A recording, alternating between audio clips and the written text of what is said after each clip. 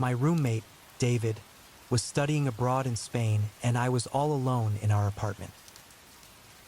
It was a pretty normal night, just me, Netflix, and a bowl of cereal.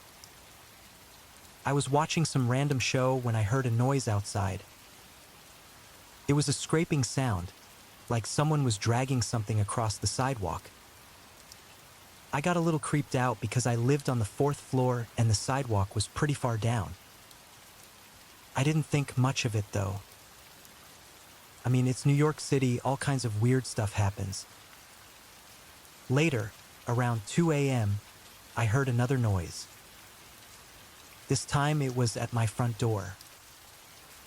It was a soft knock, almost hesitant, almost like someone was knocking to make sure nobody was home. I figured it was just one of the neighbors, so I ignored it. A few minutes later, I heard another knock, this one a little more insistent. I got up and went to the door and peered through the peephole. Nothing. I went back to my cereal and Netflix, but now I was getting nervous. I kept hearing these faint noises from outside my door, but nothing was out there. I even looked out the window to see if there was anyone on the street, but it was completely empty. I started to get really uneasy. I felt like I was being watched, but I couldn't figure out why. The scraping sound outside was gone by now, but I felt more and more nervous, so I bolted the lock on my door. I wasn't taking any chances. I really started to feel like something was wrong, so I thought maybe I should go check on my neighbor, the guy that lives next door. He's a pretty nice guy and we talk sometimes, so I thought maybe there was something going on over there. I walked over to his door and knocked. Nothing. I knocked again, a little harder this time. Still nothing. I started to get a bad feeling about this. I tried the door, hoping it was unlocked. It wasn't. I thought maybe he'd gone out, so I returned to my apartment and went back to watching TV. But I was still feeling uneasy. I just couldn't shake this feeling of being watched. I kept hearing these noises, mostly faint shuffling sounds and muffled voices, but they were always coming from outside my apartment. They were coming from the hallway, but they weren't constant. I kept looking out my peephole, but there was nothing there. Even if I looked through my peephole, I still felt like I was being watched, but from somewhere else. It's hard to explain. The noises kept going for hours, and I was starting to get scared. I couldn't bring myself to sleep, so I stayed up all night, just listening to the weird sounds coming from the hall. The next morning, I couldn't concentrate at work. I kept thinking about those noises. All the people I worked with were really nice and friendly, but I just kept thinking they were watching me, listening to my every move. Of course, they weren't. I always felt that feeling around the people I worked with. They were all very kind. Later that day, I went to the local grocery store to get some food. I walked in and started grabbing stuff, but the whole time I felt like someone was following me. I tried to ignore it, but I couldn't help but glance around every few seconds. There wasn't anyone near me, but I still felt this feeling, like someone was watching me. When I got in line to pay for my groceries, I saw a man out of the corner of my eye. He was looking directly at me. He glanced at me, then looked away, but I could feel his eyes on me. I had this feeling like I knew him. I knew the look on his face. I knew his dark eyes. It wasn't from a place like school or work. It was like I knew him from a bad dream. Then I remembered the night. I remembered all those sounds that were happening outside my door. He was the guy who had been knocking on my door. I paid for my groceries and quickly left the store. I stood on the sidewalk, trying to decide what to do. I was still looking at the door of the grocery store, but I knew he was gone. He must have noticed that I had spotted him. That was a scary night. I remember the next couple of weeks I was in a constant state of anxiety and fear.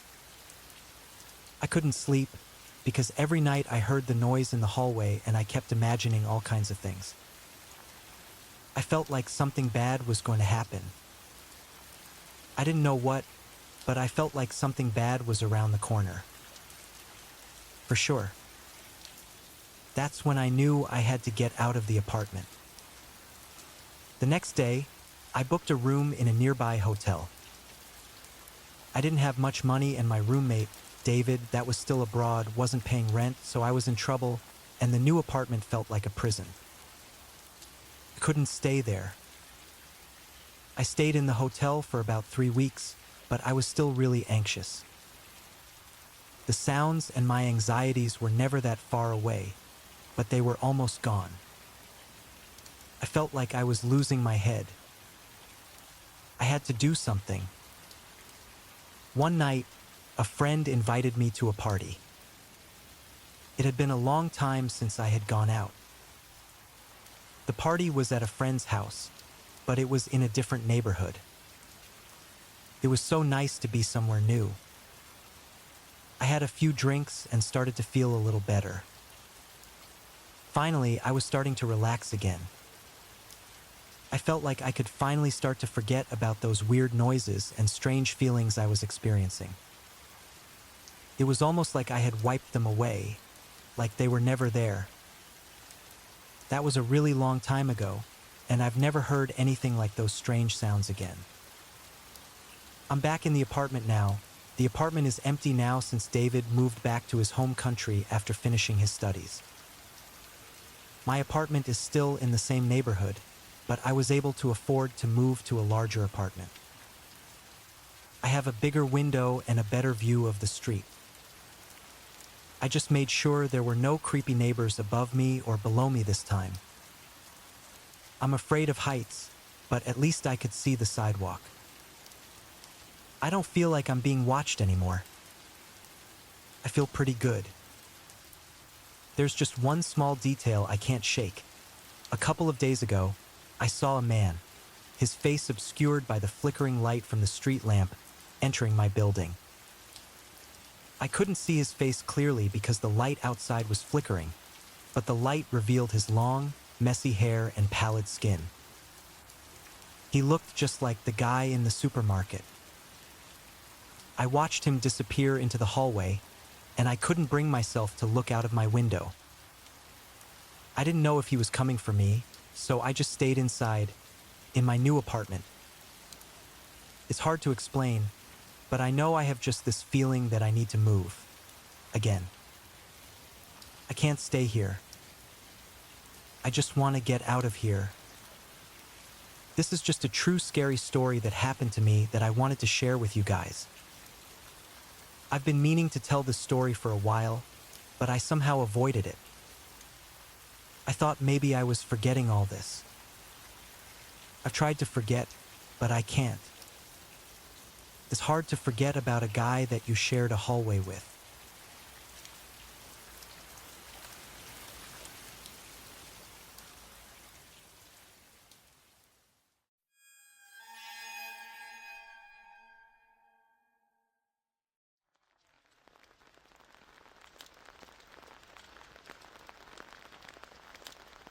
So, this happened a couple of months ago, right? I was driving home late one night, and my car just sputtered and died in the middle of the road. I was stuck. It was dark, and I was pretty far from any town. I was just about to panic when I saw headlights coming toward me. The guy, kind of skinny and pale, pulled over and offered to help. He wasn't exactly friendly, but he was the only person around, so I just let him have a look. Turns out it was a flat tire. He had some spare tools in his trunk, and he ended up changing it for me. I was so grateful. I even offered him a few bucks, but he kind of just shrugged and said, "Don't worry about it, it's no problem." Then he drove off. It was weird. You know how you just get that gut feeling sometimes? Well, I had that weird feeling about this guy from the moment he pulled up. Something about him was just off. Anyway, once he was gone, I got back on the road and drove a few more miles until I reached my neighborhood. But then the craziest thing happened. I pull into my driveway and I see the light inside my house is on, even though I'd locked the door when I left for work that morning. I was like, what the heck is going on? You know, maybe my wife forgot to turn it off or something. But it just didn't feel right. I carefully walked up to the front door, and I could hear a muffled sound coming from inside. It was like someone was trying to suppress a cough or something. It was a strange sound. I pulled out my phone and called my wife, but she didn't answer. My heart started to race. I was getting really nervous. With a deep breath, I reached for the doorknob, trying to think of the most logical explanation. Nothing. I tried to turn it, but it was locked, just like I'd left it. But the sound from inside was definitely getting louder. I decided to try the back door, and I could hear the muffled sound even more clearly. I could tell someone was in there, and they were trying to disguise their presence. I grabbed the spare key that I always keep hidden under the porch mat, and I unlocked the back door. I quietly put my hand behind my back, and I grabbed the bat I keep near the back door, right near the flower pot, you know? It's a long story for another time, but let's just say I learned that having a baseball bat near the back door can be a good idea in this neighborhood. I crept inside, holding the bat in front of me, and I realized the sound was coming from the living room. It was a cough. It was like someone had a bad cold or something. I saw a dark figure crouched behind the couch. The moment I saw the figure, I dropped the bat. I was so scared. I couldn't even see its face, but I was afraid to move, to breathe, to even blink. The figure froze, then slowly turned towards me. I could see the outline of its face, but it didn't move. It was just staring at me. I could see a flicker of movement at the corner of my eye, and I saw someone slipping out of the front door. I froze again. I was completely paralyzed by fear. I thought of my wife, my family, my stuff. That's when the guy who helped me popped into my head. I couldn't believe it. It hit me like a truck. It was him. The guy who helped me. Was this a setup? I saw the guy jump into his car, and he drove away. But before he sped off, he turned around and looked straight at me. I didn't see any fear in his eyes. I saw malice. I never found out what the whole deal was about. I never reported the incident to the cops. I mean, what would I tell them? Hey, I think this guy who helped me change my flat tire might have tried to break into my house? They probably wouldn't have believed me. I just felt relieved that it didn't go further. It's been a few months now, but I still can't shake the feeling that that guy was watching me from the woods across the street after all this happened.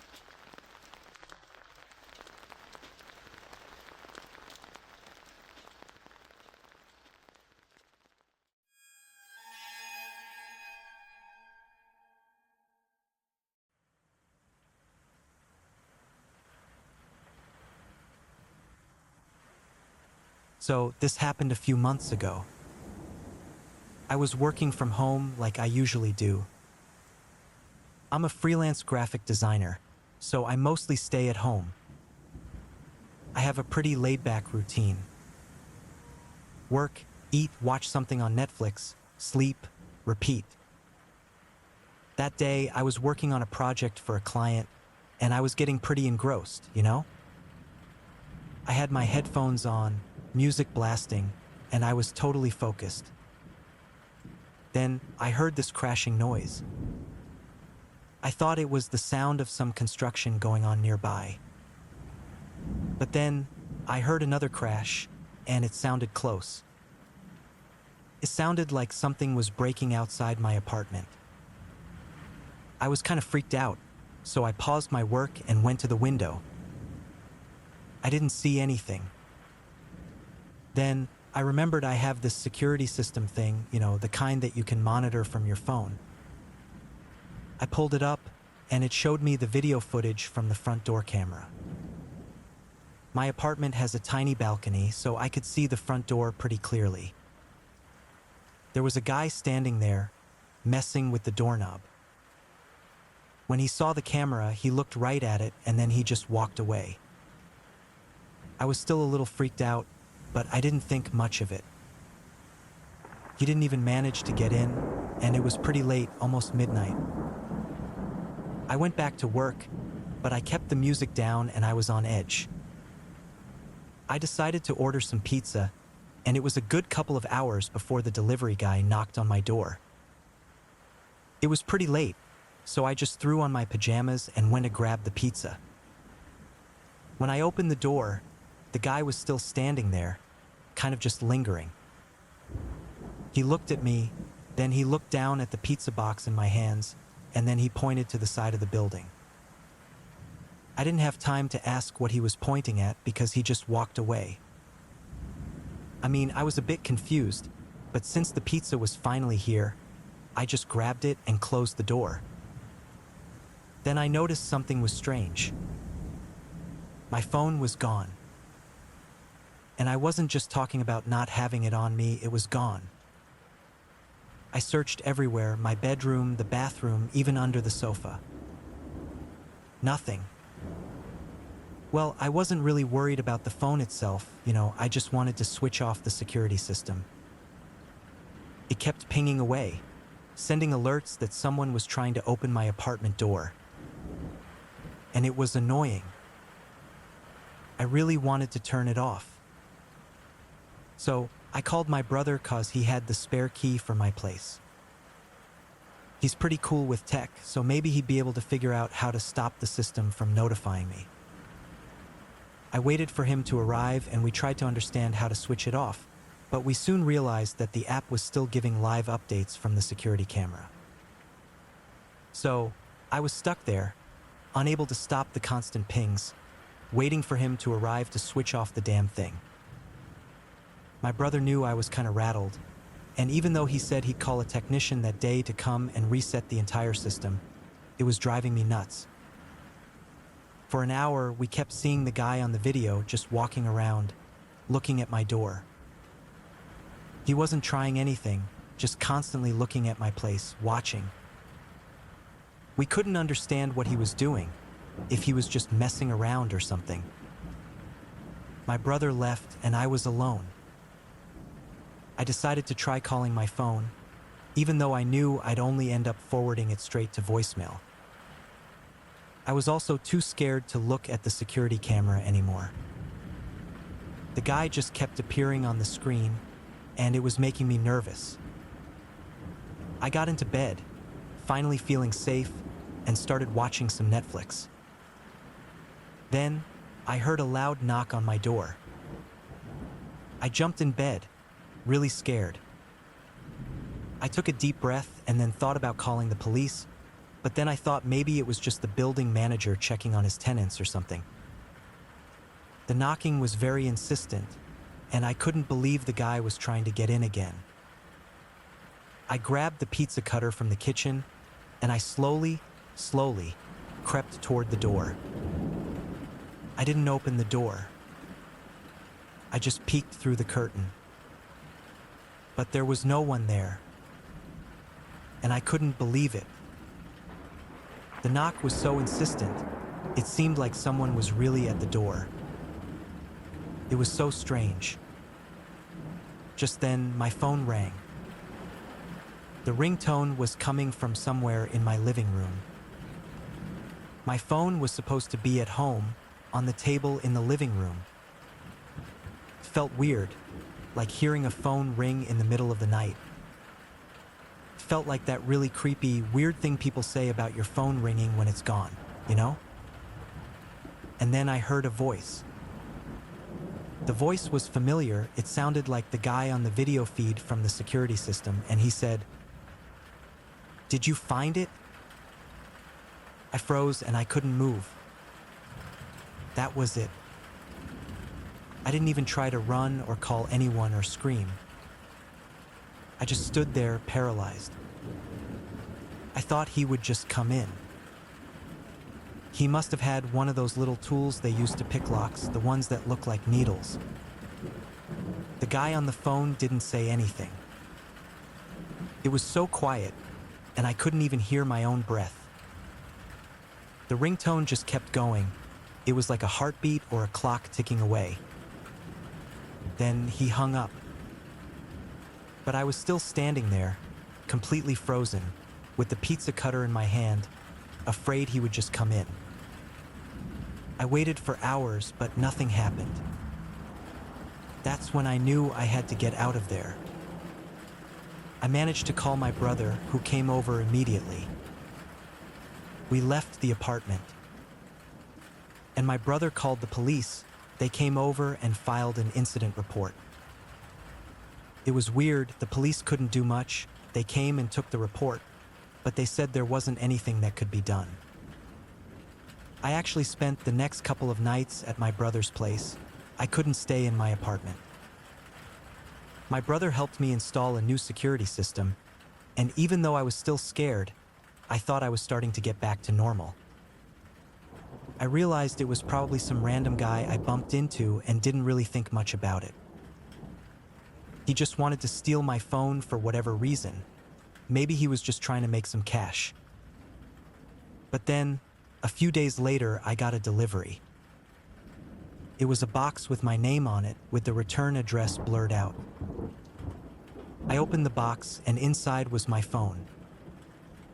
It was wrapped in a t-shirt, a white t-shirt with the logo of a local pizza place.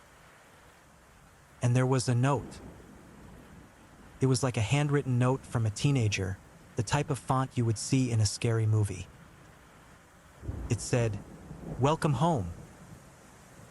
I was scared again, and I'm still scared. Even now, I keep calling my phone number, but it just goes straight to voicemail. Sometimes it feels like I'm hearing his voice on the voicemail, but I think it's just me. I can't let go of the feeling that he's out there, somewhere. I can't sleep well. I always feel like someone is watching me. I've changed my number, of course. And I haven't used the same delivery service since. I tried to move on. It's been maybe 6 months. I've changed my locks, ordered another new security system, even started going to therapy, but I can't shake off the fear. I still hear that voice sometimes. Even now, it's like it is echoing in my mind.